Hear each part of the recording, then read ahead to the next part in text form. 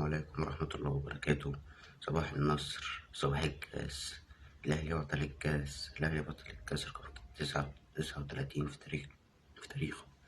الحمد لله. الأهلي عاد بالسلامة لمطار القاهرة. اللعيبة كلها عادت بالسلامة لمطار القاهرة بعد ما خلصوا الماتش على طول طلعوا المطار، ما قعدوش في السعودية. وغدا يبدأ أول تدريب إن شاء الله عشان يبدأ استعداداتهم. الأهلي ما عندوش وقت، الأهلي مضغوط. بكرة إن شاء الله يبدأ استعداداتهم لملاقاة البنك الأهلي في الدوري. عندنا شفته امبارح طبعا بعد الماتش، بعد الانتصار الجميل بتاع الأهلي، جون قفشة وجون إمام عاشور اللي اداهم القضية الاتنين قواضي الصراحة. طبعا شفت بعد الماتش إشارة شيكابالا بعد الماتش، بعد إشارته بالساعات قعد يشاور على الساعة، وده طبعا تصرف مغزي جدا من كابتن زي كابتن نادي الزمالك. إشارة شيكابالا قعد يشيلهم بالساعات الجماهير الأهلي، قعد يشيلهم بالساعات أثناء ممر الشرفي، بس هو مر من ممر الشرفي، قعد يشيلهم بالساعات وراح قدام قدام جماهير الأهلي وقعد يشيلهم على الساعات. هو كان مع لعيب تاني مع الزمالك، بس أنا مخدتش بالي. يعني أنا شفت الموضوع ده النهاردة الصبح قبل ما أبدأ معاكم الحلقة. شفت الموضوع ده النهاردة الصبح. لازم يتوقع عليه عقوبة، لأن كهربا لما غنى مع الجمهور تم توقيعه على عقوبة 1,000,000 جنيه من رابطة الأندية المصرية. إنما ده تصرف غير لائق بكابتن مثل كابتن نادي الزمالك. تمام. عايز أحكي لكم بقى أنا حكاية صغيرة بتوصف ماتش امبارح، اعذروني يعني. حكاية المعلم موبيليا. حكاية الراجل المعلم قاعد حاطط رجل على رجل وماسك فنجان القهوة، خلاص قدام فنجان القهوة وماسك، وبيليا عمال رايح جاي عمال يتنطط قدامه ويتنطط قدامه وفاكر نفسه معلم. راح بيليا عمل ايه؟ مديله للمعلم ولسه بيرفع ايده، ونزل رجل المعلم. راح المعلم عامله وضربه كف قدام الناس، امام الناس. خلاص هو صدق نفسه، راح نزل رجل المعلم وقال له وافتح الدكان يا معلم. هو قاعد قدام دكان يقول له افتح الدكان، فاكر نفسه امام الناس. راح اداله واحدة تانية قال له قفشه قدام الناس. راح قال له امشي يا بيليا، انت هتفضل بيليا طول عمرك. دي كانت حكاية صغيرة. تمام.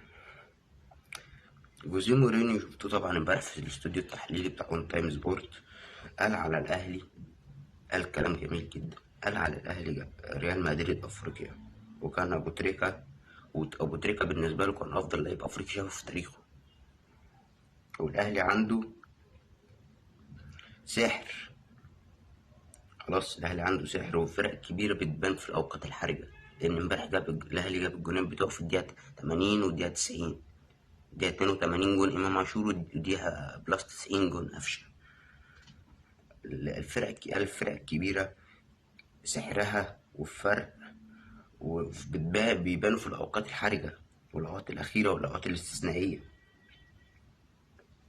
والزمالك طبعا قال الزمالك لعب كويس ومش يستحق الخسارة، لكن هي ده كاس، مش ماتش، ده مش دوري، ده كاس اللي بيكسب هو الجون. ماتشات الكاس تكسب ولا تلعب. ماتشات الكاس معروفة من زمان، تكسب ولا تلعب. رد لك للزمالك ومبروك طبعا للنادي الأهلي. طبعا تركي الشيخ جائزة أفضل لعيب المباراة امبارح سلمها لإمام عاشور وهو فرحان فرحة طاغية. تمام. وتسلم وتصور معاه. والأهلي طبعا خد $1,000,000 جايزة خاصة من موسم الرياض، ده بره اللي هيدوله اتحاد الكورة. $1,000,000 جايزة خاصة، و50,000 $، جائزة أفضل لاعب في المباراة لإمام عاشور. طبعا جايزة أحسن لاعب في المباراة $50,000 بتاعت إمام عاشور دي هتتقسم ما بين اللعيبة. يعني ده موقف نبيل جدا من إمام عاشور برضو، لأن الجايزة دي هتتقسم ما بين اللعيبة، ماخدهاش لوحده. $50,000 هتتقسم على جميع لعيبة النادي الأهلي. تمام. خش الموضوع اللي بعد كده. الأهلي امبارح يا جماعة، الأهلي وصل ل150 بطولة. احنا اسياد العالم، احنا اسياد العالم. وصل ل150 بطولة. الاهلي معاه 43 دوري، 39 كاس، 16 بطولة القاهرة زمان، كأس السلطانية، 32 بطولة محلية قديمة، 11 دوري أبطال أفريقيا، 4 كأس كؤوس، 8 سوبر أفريقي، 1 كونفدرالية. الأهلي يا جماعة سيد العالم. مفيش نادي في العالم ده كله، ريال مدريد، ليفربول، مانشستر سيتي، برشلونة، مفيش أي نادي وصل ل 150 بطولة. احنا سيد العالم. يعني ده رقم كبير جدا. ريال مدريد نفسه معاه 150 بطولة. مين أكبر من ريال مدريد في العالم؟ مش معاه 150 بطولة. يعني رقم كبير جدا. وطبعا يعني الأهلي واخد 39 كاس، و14 سوبر محلي، و43 دوري، وسبعة كأس. لا يعني 43 دوري، 39 كأس، و14 سوبر محلي. دول البطولات المصرية، لو الكأس والدوري والسوبر المحلي دول بطولات مصرية.